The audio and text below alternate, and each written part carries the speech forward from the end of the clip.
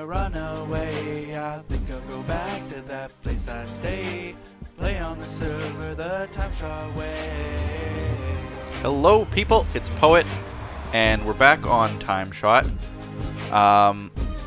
Now, today I wanted to talk about something not too serious, but at the same time pretty serious. Like, this isn't gonna affect anybody's sense of right and wrong or anything like that, but it's an important topic, especially in light of recent events. And so I don't know, it's just important to, it's something that's important to me, that's what I'll say. Right now I'm just going to return a few things that I borrowed from Wyn, basically an entire inventory full of cobblestone. And while we're going there, let's talk about it. So the thing I wanted to talk about today is freedom of expression, and why this is important to me, and why this should be important to you, and why I'm even talking about it. So the reason, if you haven't heard, I mean, okay, well, let me start off by saying I don't watch the news. I don't know if I come off as someone who doesn't, like, if that's an obvious kind of thing that you guys can see in me, in the way that I speak, in the way that I talk, or that kind of thing. But I avoid the news at all costs. And by the news, quotes, I generally mean things that you see on, like, CNN, or... Wait a minute. What a glorious building that is. Wow, Wyn is really improving. Anyway. I mean the things that you see on networks like CNN or BBC for the Canadian, CBC, things like that. You know, like, news about the world. It seems pretty broad, and it is. I mean, I don't watch news. The main reason is because I don't necessarily like what I see on the news. I think that a lot of it is kind of disgusting. The way that a news channel will focus on a certain topic for a very long time when so much is going on in the global scene. And I think that I've definitely come to the point where I personally am more interested in global news, if anything, than what a network will focus on for ratings or things like that. So, for example, it's going to sound kind of bad, but when CNN, for example, or I'm picking on CNN, but Fox or NBC or whoever, when they talk about something like, for example, Katrina, Hurricane Katrina, when that happened. Yeah, that was a horrible thing that people experienced, and I don't wish that on anybody. I don't think that it should have been ignored. Or another example is the flood of 1997 that I was affected with, where, you know, I basically lost my home and stuff. I remember from back then there was a, like, flood watch. Cue the giant graphics on the screen, flood watch 97, and they would talk about it every single day for hours on the news. Same thing with anything that goes on, any natural disaster, so on and so forth. And what got me really upset recently was, I forget what it was. It was something like, I don't think it was near the tropical storm Sandy, or one of those big natural disasters that was happening to the United States. And at the same time, in one of the Polynesian countries, there was this, like, a tsunami or something that completely obliterated, like, the entire country was just gone. Like, thousands dead. And it got a footnote at the end of the news of about 15 minutes. Like, oh, and by the way, this also happened in the world. And Oh, by the way, thousands of people died. Moving on now, let's get the opinion of the mayor to see what he's doing to get bottled water to the citizens. Like, it's just, to me, that kind of annoys me. I mean, like, I understand that one thing is important and the other thing's important just the same, but, you know, at least if you're going to report news, it should be on a global scale. At least that's my opinion these days, is that I'm not interested in the news of the country.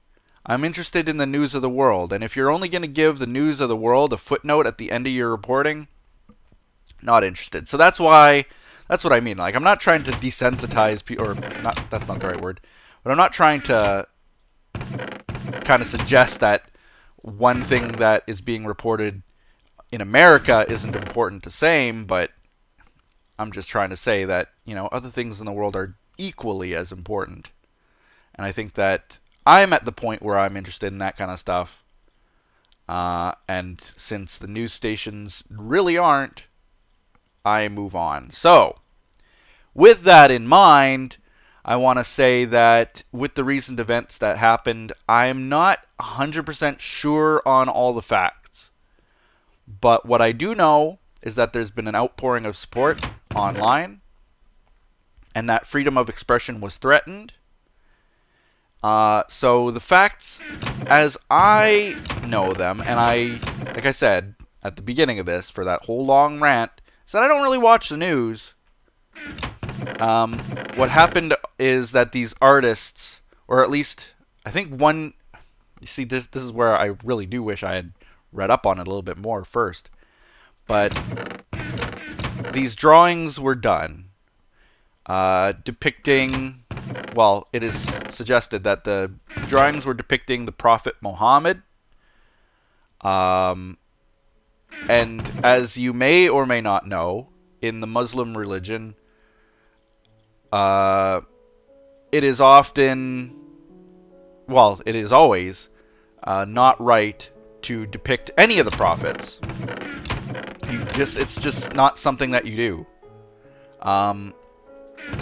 So I'm currently flipping through my chest because I'm looking for dark oak. I can't believe I don't have any. I don't even have any saplings. Man, I need to go looting, I think.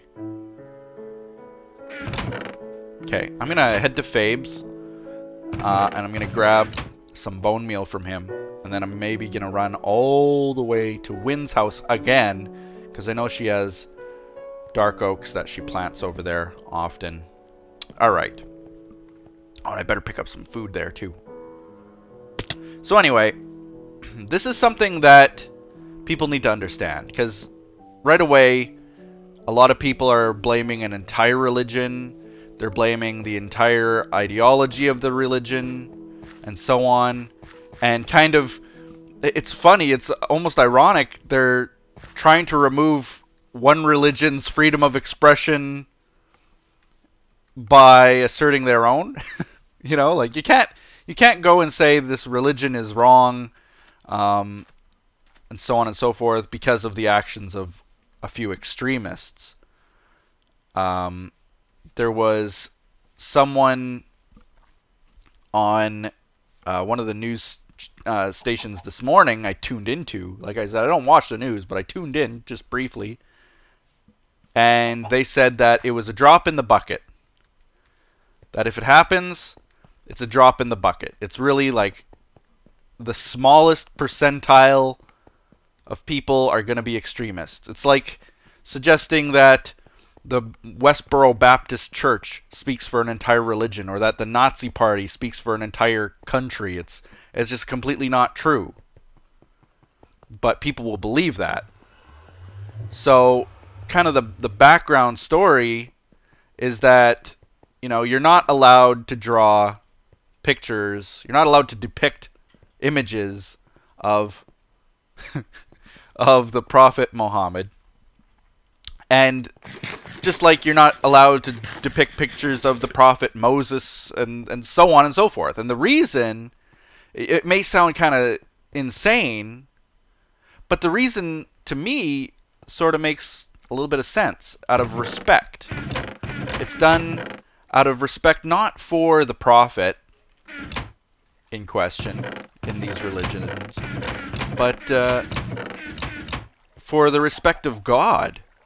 You don't depict a prophet in images because it tells you you're not allowed to worship those images.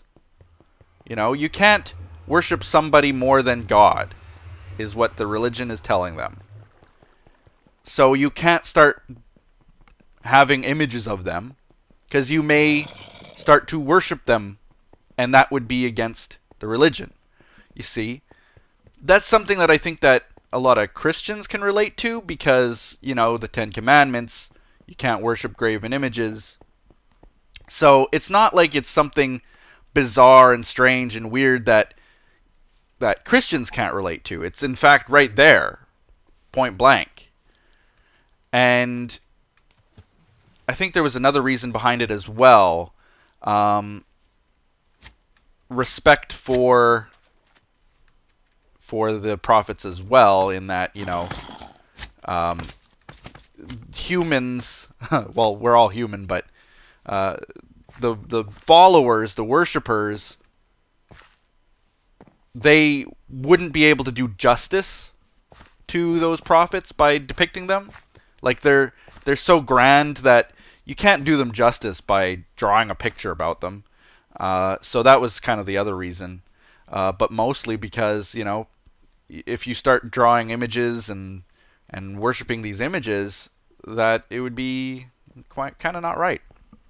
So that's sort of the background behind it. But what happened is that some extremists, because, you know, they're insane, and I don't care who you talk to, an extremist is always going to be insane. Right out, completely wrong. What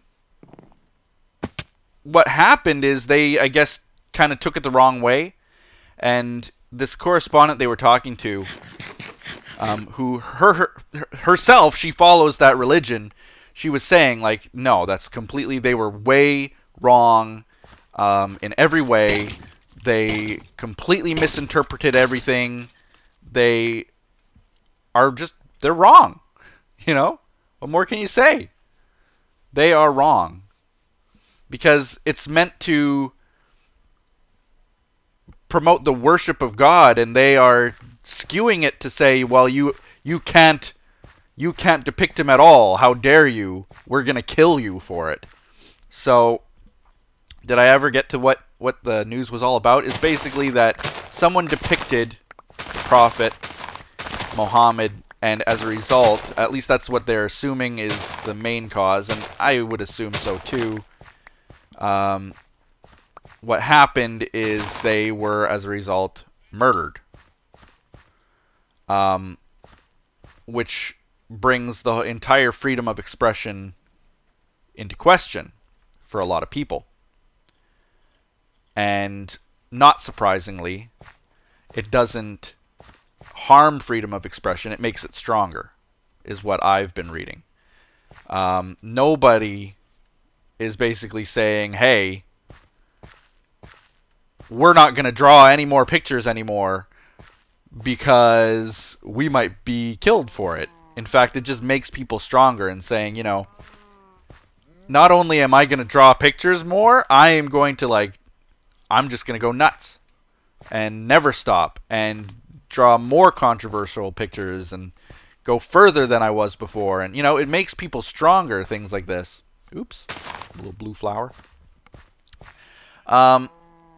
So recently, going back a few weeks now, you'll remember that there was that movie about North Korea, and Sony Pictures pulled it from all the, well, the story goes back and forth over who's responsible for what, but Sony Pictures basically pulled the movie because of threats from North Korea. North Korea leaked lots of data from Sony's servers, hacked right in there, took all the data, released it, and essentially Sony decided, okay, well, we can't release this movie now. Like, oops, we screwed up. To which the President of the United States even got involved and was like, excuse me, but no. How dare you bow down to terrorists? Your freedom of expression is fundamental. You have to release the movie. You have to. But what Sony said was, well, we can't. We wish we could, but we can't. But every single cinema, movie theater, they've pulled it. Like, they don't want it. Which I also do believe. So you had basically two groups of people, both Sony and the people running the movie theaters, saying we don't want to display this movie because our freedom of expression is not worth dying over. To which I am very glad that someone like the president even went forward and said, you know, smarten up. Your freedom of expression is fundamental. It is worth dying over, basically. You know, release the movie. And Sony thankfully did through digital release. I'm very happy about that. But, you know, and then this happens in the world. So, you know, is satire, because it was satire, it was a satirical piece, maybe depicting these prophets who, like I've explained, are not in the religion meant to be depicted. Not only did it depict them, but it depicted them in a satirical light, like in a humorous, maybe even offensive way in a lot of cases. So, you know, is that right? Is that right? Where do you draw the line? Is there a line to be drawn? Is satire correct in depicting whatever you want, however you want? You know, whoever offends, you know, who cares? And I do think, this might sound surprising, I don't know if people will think that I have this opinion, but I do think that that is correct, that is fair. I've often, if we go back to my talk a while ago about racism, and how I was even of the opinion, you know, I don't think racism, why is racism even a thing these days? Like, people are still getting touchy about it. I mean, satire, even in race, should have a place, I believe. You should be able to poke fun at things, not because you truly want to be offensive, but because you want to say what people are afraid to say. You want to be able to be comfortable in how far we've come to be able to say these types of things. I just used up all that bone meal getting wheat. I need to go back to Fabes now, man. Oh well. So anyway, satire is so important. I mean, it's been around for ages and ages and ages and ages. If you look back at, like, for example, medieval times. Even in medieval times, which were, like, completely repressed, you weren't allowed to say anything against the king, or you'd be beheaded type of thing, or sent to the stockades, you know? Like, these are times where you do as you're told, and if the king comes along and takes your land because he just wants it, you give it, and no questions. So, even in those times, they had a court jester who was the one who, despite everybody not being allowed to say what they were thinking, this one guy was able to go out there and pretty well say what everybody wanted to say. And the king, of course, would allow this type of thought and say. For the reason that, you know, you can kind of judge from what he says and how people react to what he says, what the public opinion is, and how far we've come as a society. Even back then, they understood that. And if you go back further, it goes way further than that. You know, if you go back to ancient Roman times, they would have the orators standing in the middle of the bazaar, basically, who would stand there and mock the rival politicians and talk about gladiatorial fights and stuff like that, and often in jest, making fun, poking fun, and again saying to the public what other people might be afraid to say.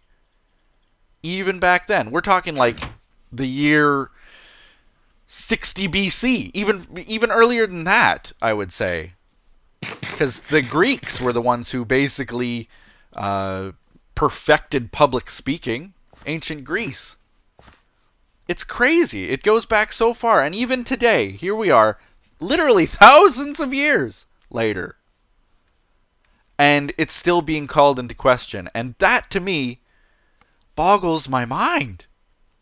Doesn't it just boggle your mind? Like, that we're thousands of years, and yet our progression as a people, as a society, is not that much improved. In fact, maybe we're taking steps back. If these ancients, thousands of years ago, were doing it in public and allowed to do this, and were perfecting this public speaking and satire and humor and things like that. And even if you go hundreds of years later, in the medieval times, they were doing it too. And now today, here we are, where extremists are murdering people for doing it. Like, there's gotta be something wrong with this picture here. I mean, there's just gotta be. Let's see here. Where did I find that before? Ah, here we go. Take those. Actually, maybe I'll take a few more. Thanks, Fabe. I should give him something in return. I don't really have much. Oh, here we go. I'll donate. I'll donate 2 arrows. Okay. Does he have a portal? He does. Big portal. That's where I'll go. So, to me, satire in general is very important. I think that, like I said, it tells us as a society where we are and what's important when other people might be afraid of saying what needs to be said. Especially when it's not so much that people may be afraid of what they're saying, but that they don't want to break social taboos. And I'm not so much talking about social taboos, social vices, things like that. I mean, those are... I don't know what the proper word or term is for, withholding what you want to say just for the sake of being polite, almost. Like, I don't want to stand up on a soapbox and start calling out a bunch of people because there's a rudeness to it, I suppose.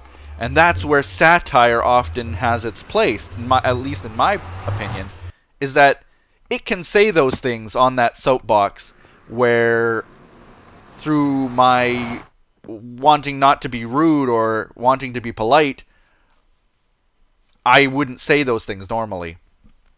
So that's kind of the most important part about it. Ah, here we go. Oh, no dark... You kidding? No dark oak saplings? There's got to be some downstairs.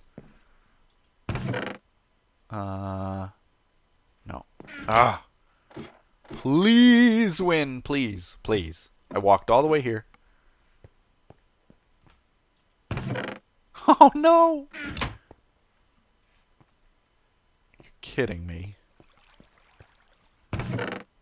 You are kidding me. She's got a lot of dark oak, but...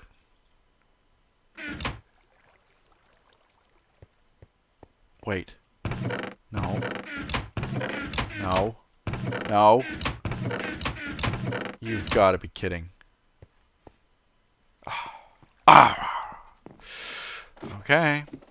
I'll walk into the forest, maybe. See if I can find a dark oak. Maybe she has one in the yard. So anyway, that's kind of what I wanted to talk about today. I hope you guys have an opinion of it. I really do. Because it is important to have an opinion about freedom of expression. It's one of our fundamental freedoms. I do believe. Of course, there is a difference between expressing something important to you and then just being offensive for the sake of being offensive. And I think that that is kind of where you have to draw the line. A lot of people don't know where that line should be drawn. They don't know how to draw that line. And that's kind of an issue. Let's see. Is there a dark oak forest around here somewhere? I don't know that there is. I may have to walk all the way back now. So yeah, I mean, that's what I was trying to get to, is the fact that, you know, for example, I do get some comments sometimes that edge on being extremely vulgar, very rude, so on and so forth. People saying things that are sort of old-fashioned in thinking, and often just being not so much, they're not so much spreading their opinion through expression, you know, the comment section being their form of expression. They're just being offensive because, you know, maybe they're just uneducated or they choose to act that way. So, you know, I don't know that that kind of stuff should be allowed, and that's why I do censor a lot of the things. I delete those kinds of comments. Moderation is the key word there, where, you know, my mom always says to me, this is one of her favorite sayings, is that everything within moderation. That is what she says. Everything within moderation. You know, hey, Ma, can I eat that giant piece of cake? And then she'd say everything within moderation. You know, it's good. You don't need to completely cut out fatty foods. Everything within moderation. You don't need to watch what you say, but everything within moderation, you know? And what that always meant to me, even today, is that, you know, it's okay to say what you want to say, if you've got a reason to say those things. If you're just saying them to be vulgar, then that's not within moderation. You're not moderating yourself. You're not moderating the situation. You're not moderating anything. You're just saying it to be vulgar. So take a step back when we're talking about those satire pieces and the freedom of expression in that. There was another guy on the news. I don't know who he was. I assume he was an artist as well, talking about the situation that went on. And he said almost essentially the same thing. He didn't say everything within moderation, but he basically said that. He said, you have to be able to draw things with a purpose, with a reason. He said, I don't have a reason to go out there and draw the Prophet Muhammad or something like that. I don't have a reason to. Just like I don't have a reason to go out there and draw a mock picture of Jesus Christ. Why would I? I don't have a reason to. You need to have that reason. But he went on to say, if I had a reason, if there was a purpose to the drawing, then why would I ever be stopped in doing that? That doesn't make sense. Of course you should be able to. And that, to me, encompassed that entire thought of everything within moderation. You're moderating yourself. You know, you're not going out of your way to find some way to criticize a religion or alienate a person or a group of people. But, you know, if you have a purpose behind it, if there's something topical about it, something that you want to express, you know, that's, you know, when you're talking about freedom of expression, you're wanting to express something about yourself, the situation around you. If you don't have that reason, then you're just being offensive, and then that's kind of where the line, I guess, is drawn. So that was kind of interesting that someone else I was trying to think of different things about this situation, and someone else happened to have a very similar thought around it. Look at this! One dark oak sapling just sitting there. I'm so happy. Okay. Yes. I walked all that way, and after all that, the dark oak sapling, the single lone dark oak sapling of the entire server, it seems, is right there in my chest. So let's grow that, please. Hello. Oh, wait. No. Oh, I need 4 of them, don't I? Do I? Isn't there like a small version of a dark oak tree? Ah! I thought there could be, but I guess not. Okay, so that's freedom of expression in a nutshell, and at least to me, the situation going on, I think that people should be definitely allowed. I'm not going to tear that one down. People should be definitely allowed to express themselves in any way they want without fear of persecution or death. I mean, that would be horrible. Just terrible. Horrifying, horrific. Just so bad. I couldn't imagine, you know, my videos, for example. And actually, here's kind of a good idea, good example, not an idea. Here's a good example of kind of, you know, me saying, you think you're so good, but ... when it came to my videos, my freedom of expression, when I don't know how many people watched it, who are watching this now, but a Mega Walls video that was done a long time ago now, a few months probably, where we had the whole Lads Night group, so like me, Jake, Code, Dave, Fabe, I think was there. I don't remember who else. Maybe even Zeshin was involved. I don't know. There were a few people involved. And we started saying that, you know, why was Jesus a carpenter? You know, maybe he aspired to be a baker or something like that. And of course, we're just poking fun. We're just saying things for fun. And part of that freedom of expression was there. What was the purpose? To bring to light, like, what's the right term for this? Kind of how people can be a little bit stuffy about it, you know? And the satire worked because right away people started spreading a lot of hatred because of it. It's silly. It's silly. But I was getting hate comments, you know? Poet, I love your videos, but ... How dare you start making fun of my savior type of thing. How dare I's were spread. How could you's were spread. This is what I'll do to you if you continue it were spread, you know. Because of our free expression. We were expressing that not just to be funny, but I think also a large part of it was to try to bring to light a lot of how people get so stuffy about it and upset about it. You know, there's nothing, in my opinion, wrong about saying anything like what we said. And yet people were getting upset about it. And that was exactly what we were making fun of. And that is satire.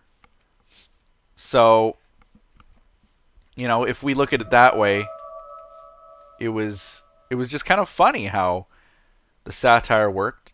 And that's the exact same effect that people who draw pictures and write stories and things in a satirical way, it's the kind of effect that they want to have. They want people to be shocked by it.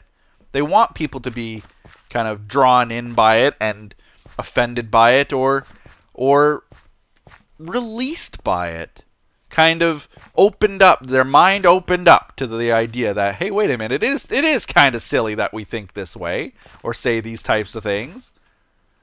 You know, maybe there's something to it. Maybe we should think about it a little bit more. You know, that's kind of the point of satire.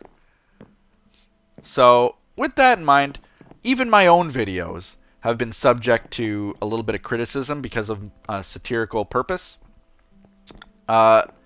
So, you know, you can't just blame one religion for being going on the extreme side of things. It happens all the time. I would really, really hate, of course, for my videos to be taken the wrong way and being murdered over it, you know. It would almost be hilarious, unfortunate but hilarious, if someone came, an extremist came, and murdered me because I said that Jesus wanted to bake bread. I mean, there's something about that would be kind of very bizarre and weird and hilarious at the same time as tragic. I think that's sort of what happens when you hear these extremists going out of their way to try to try to snuff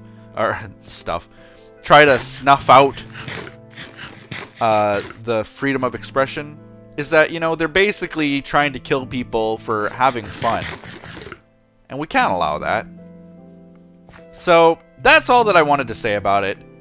Feel free to leave your comments below about freedom of expression, your thoughts, your opinions, especially about what's going on, because I'm learning more about it now. I don't watch the news, but I am tuning in a little bit now to see, you know, what's going on. So, I'm learning more about it. That's kind of my opinions about the whole situation before I even know anything about it.